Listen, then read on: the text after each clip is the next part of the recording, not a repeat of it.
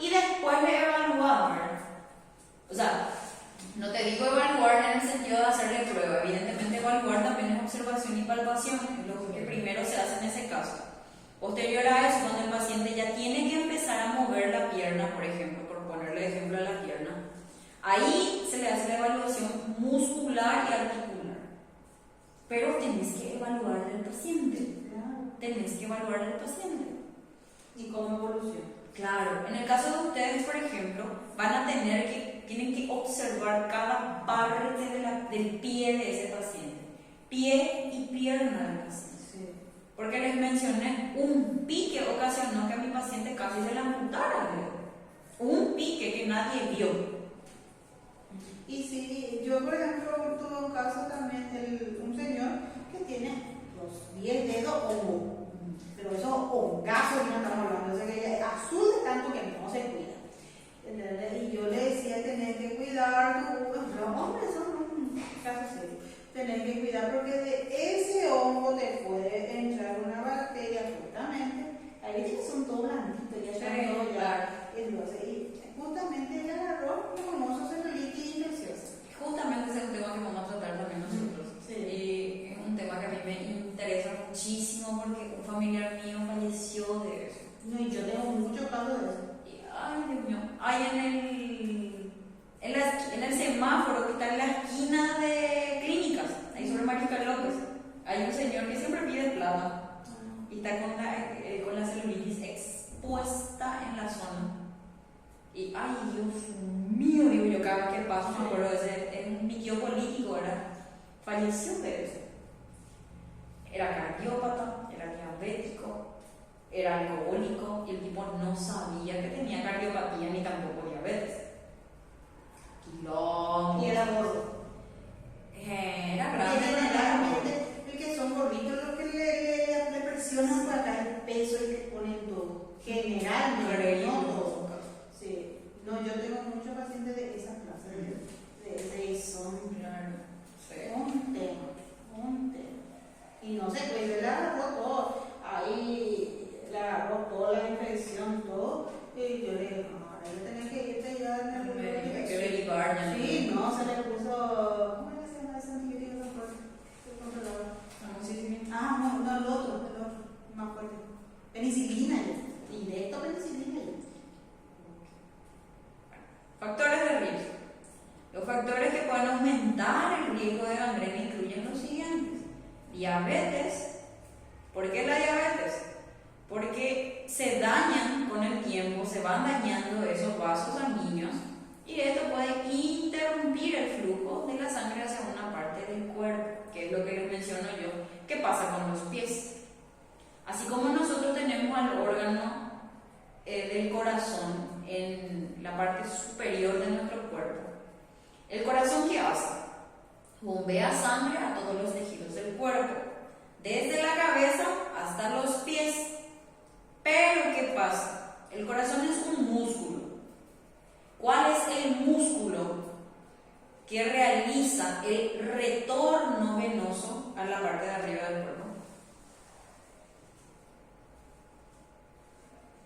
No se les ocurre lo ningún músculo. Y el músculo de la aorta. No, el aorta no es lo músculo.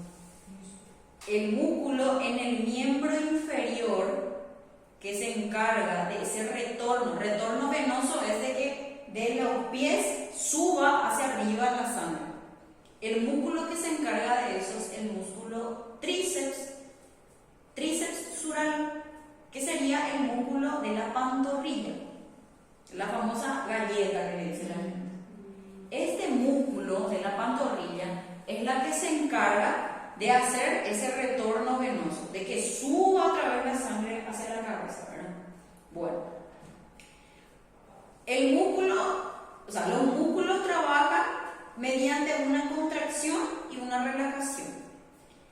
Si el tobillo no está funcionando como tiene que funcionar, si no hace esa movilidad, la pantorrilla no va a trabajar. ¿Por qué? Porque la pantorrilla se contrae y se relaja mediante esa contracción, esa pisada. Nosotros cuando realizamos ya este movimiento, ahí está trabajando mi pantorrilla. Al caminar, trabaja pantorrilla. Entonces, si nosotros, por ejemplo, tenemos una lesión en el tobillo y no estamos pudiendo mover ese tobillo, esa pantorrilla, entonces no va a haber un retorno venoso. En este caso, puede ocasionar eso también. Solo que acá, los vasos están dañados. Entonces, disminuye ese retorno venoso. Por eso es que siempre a los diabéticos se le indica caminata. ¿Para qué? Para que produzca ese retorno venoso, para que vaya estimulando otra vez ese retorno venoso. Por ende también pasa que ese famoso alzar la pierna. ¿Por qué? Porque si el tríceps sural no está trabajando, evidentemente no va a haber un retorno. Entonces, por gravedad, tiene que volver a bajar la sangre. O sea, en ese caso, volver a bajar, porque al levantar la pierna tiene que hacer ese retorno, ese declínio. Por gravedad, en ese caso. Cuando caminamos hace ese retorno y cuando estamos en reposo, ¿cómo sería? En ese caso, por ejemplo, y justamente la gravedad es lo que mantiene todo estable. Cuando nos acostamos, usualmente cuando nos sentamos mucho tiempo, se suele inflamar también las piernas, los pies principalmente, porque no estamos caminando, porque no hay retorno. Entonces, estamos constantemente en esta posición. Y ahí, por ejemplo, no está trabajando nada. Y por gravedad, todo se está centrando hacia abajo. Gravedad atmosférica, yo estoy hablando. O sea, la gravedad de nuestro ambiente atmosférico, no gravedad de grave o leve, ¿entienden? Y de ahí viene la vida sedentaria. Principalmente. La enfermedad de los vasos sanguíneos, endurecimiento y estrechamiento de las arterias, que es la arteriosclerosis. Los coágulos de sangre que pueden obstruir el flujo de sangre hacia una zona del cuerpo. También las lesiones graves o cirugía. Todo proceso que ocasiona un traumatismo a la piel y al tejido que se encuentra debajo. Incluso la congelación. ¿Por qué la congelación? Porque cuando hay un aumento de la temperatura atmosférica también, del ambiente, ¿verdad? ¿Qué pasa?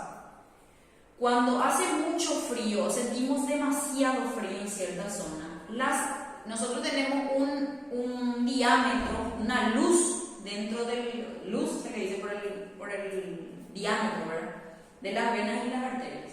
Cuando hace frío o cuando baja el clima o algo, un componente externo que sea frío, ¿qué hace?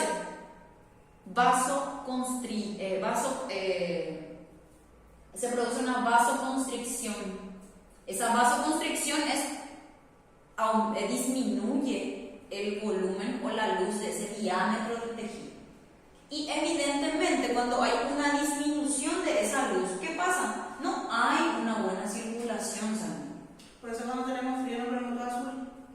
Exactamente. La criatura generalmente que no se quieren abrigar, en vez de porque no está oxigenando. Claro.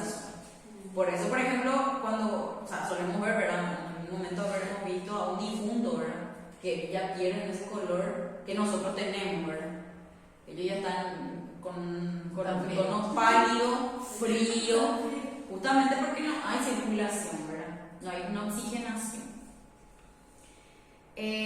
Aumenta el riesgo de desarrollar gangrena, entonces la congelación también, sobre todo si tienes una afección subyacente que afecta el flujo de sangre hacia la zona lesionada también.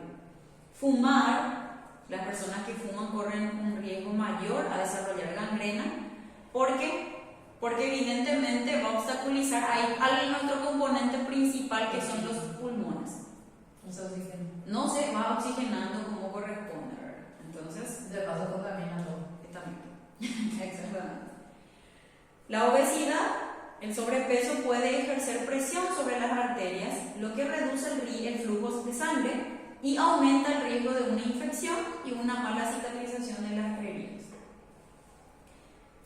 Otro de los factores también es la inmunosupresión, la quimioterapia, por ejemplo, la radiación y algunas infecciones como el virus de inmunodeficiencia humana, que es el VIH, pueden afectar la capacidad del cuerpo para combatir infecciones. ¿Por qué? Porque hay una disminución de nuestras defensas a raíz de ese tipo de tratamientos o de afecciones del cuerpo. No hay una inmunidad que haga que combata esas lesiones, por ejemplo. Las inyecciones. En raras ocasiones los medicamentos inyectables se han asociado a una infección por las bacterias que causan la gangrena. Complicaciones del COVID-19. Se han registrado algunos casos de personas con gangrena seca en los dedos de las manos y los pies después de haber tenido problemas de coagulación en la sangre, coagulopatía. A causa del COVID-19 se necesitan más investigaciones para confirmar esta relación. Esta sería una hipótesis todavía, no es algo concreto, pero ya se presentaron casos entonces que después de haber tenido COVID empiezan a presentar estos problemas los pacientes en la coagulación. El lupus también. ¿Cómo? La enfermedad del lupus. Sí, también hay mucho, y eso también es una enfermedad autoinmune. Nuestra propia defensa es la que hace un efecto contrario. En vez de defendernos, es nuestra propia defensa la que nos Si tenés ataca. lupus con diabetes, sí que es peor. Se va complicando. Creo que sus compañeros Por eso están escribiendo. ese se pone, cuando lo que tenían COVID, ya para que, como prevención le ponían una de heparina. Claro. Ya, Eso. vos tenés COVID, bueno, hay que ponerle una media heparina y decir, oh, ¿Qué cosa? y el anticoagulante. Sí. Los síntomas de la gangrena. Cuando una extremidad o la piel se ven afectadas por la gangrena, los síntomas son los siguientes. Habíamos mencionado los síntomas principalmente en cada tipo de gangrena porque suele diferir en alguno que otro. Pero no obstante también hay síntomas que son comunes en todos los tipos, ¿verdad? La piel adquiere un color negro, verde, marrón o rojo brillante. La herida emite un líquido purulento o sangre y está visiblemente infectada. El miembro o tejido afectado pierde sensibilidad. Y ahí otra vez va a especificar. En el caso de la gangrena seca, la piel o la extremidad está negra, seca y marchita. Eso suele darse también en los ancianos. En el caso de la gangrena húmeda, se pueden observar los siguientes fenómenos. El tejido está distendido, blando o hinchado. La parte afectada emite un olor nauseabundo. Era algo evidente, se veía feita, En el caso de la gangrena gaseosa, se manifiestan los siguientes síntomas: septicemia, latido acelerado, respiración acelerada, fiebre, hipotensión, que es cuando disminuye la presión baja, sensación de aturdimiento y confusión, hay dolor, gas en los tejidos subcutáneos, o sea, debajo de la piel, y malestar. En cuanto a sus complicaciones, si no se trata de inmediato, la gangrena puede traer complicaciones graves. Las bacterias se pueden propagar rápidamente a otros tejidos y órganos. Podría ser necesario que le corten, hay una amputación, una parte del cuerpo para salvarte la vida. La remoción del tejido infectado le extirpa esa parte lesionada, sería la remoción.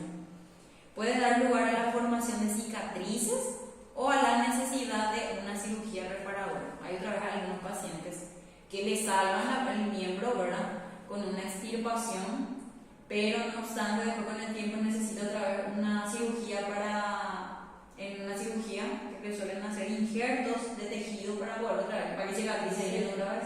Si no se queda sin un tejido, y usualmente si es la parte muscular, por ejemplo, va a afectar de cierto modo algunos movimientos, ¿verdad?, porque el músculo es el que nos permite mover. Y generalmente los que son diabéticos, lo que ya no se regeneran. No, y depende del caso. Sí, porque yo cuando no tenía. Si ya llegó eso es evidente que no creo lo que tenga buena inmunidad. Yo tenía un caso de una paciente, pero ella no era diabética, ella le agarró el COVID y se internó 2 meses en el hospital. La consecuencia de eso, el talón se le puso negro. O sea, le entregaron a los familiares así, negro ahí en la colita. Negro. Su escara, su escara. Pero vos sabés que después con los remedios se cayó así enterito, todos los negritos. Y se regeneró todito, pero no, es diabética. Claro, Eso externo. Sí, esa era consecuencia de que estaba internada 2 meses en esa posición. Esa compresión. Esa compresión. Nuestro Y yo cuerpo tenía- es caliente. Sí, pero el talón así negro, tenía los talones así negros, todo negro, ¿sabes? Y nosotros le poníamos el remedio y todo, y yo decía, ¿qué? Y vos sabés, un día, ¿cómo se cayó? Así el dedito no salió. Y Ya pasaba. se pudo. Sí. Y después volvió a salir otra vez, y estaba una ancianita que ya era, Sí. y le salió re lindo, se quedó su talón y Sí. su colita otra vez. Esos son otro tipo de lesiones, por ejemplo. Eso ya se da más justamente por esa falta de circulación en ese tejido específico. Nuestro cuerpo es caliente. Sí. Entonces, esa constante presión sobre un tejido que nuestro cuerpo lo está produciendo calor, el colchón usualmente también tiende a producir esa humedad, ese calor, entonces el tejido se va lesionando, se va pudriendo de a poquito, ¿verdad? Pero yo Entonces, lo que me impresionó por es eso que mismo. quedó perfecto, hermano. Sí, Es hermoso, se quedó suavecito, pero bueno, Y por la eso casa pues ya mismo, es diferente. claro. La casa pues ya se le y movía. usualmente ese también es trabajo de las enfermeras, Sí. ¿verdad?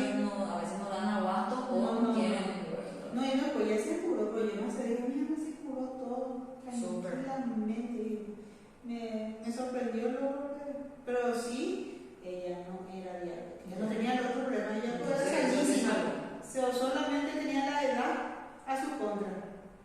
Y la alcohol. Claro, se le complicó. Ah. En cuanto al diagnóstico ya de la gangrena, para diagnosticar una gangrena, entonces se va a necesitar un análisis objetivo del tejido. Hay una toma de sangre, la gangrena produce un exceso de glóbulos blancos. El glóbulo blanco es lo que nos da inmunidad, ¿verdad? Entonces, cuando hay un aumento de ese glóbulo blanco es porque hay presencia de una infección ya en el cuerpo. También se le suele hacer radiografía para ver qué tal el tejido óseo, se le hace una tomografía, se le suele hacer resonancia magnética, se hace biopsia del pus emitido por la herida o de una muestra del tejido. Y arteriograma. El arteriograma es un estudio que se realiza para saber en qué parte de las arterias están obstruidas y eso se va a hacer detectar. Es el famoso, ¿cómo se llama? Doppler. Ah. No sé. No, Yes. no. Para mí que no.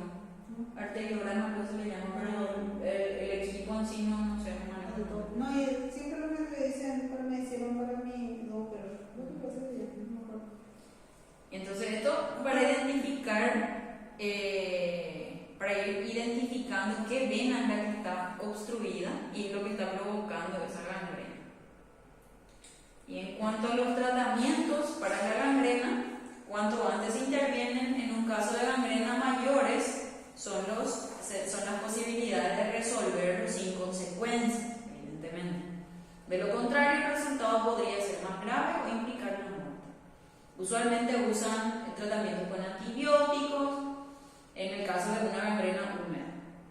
Tratamientos quirúrgicos en una etapa inicial para eliminar tejidos ya necróticos, o si la gangrena ya está avanzada, deberá realizarse una resección orgánica. En este caso, si es de una gangrena interna, entonces extirpan ese órgano.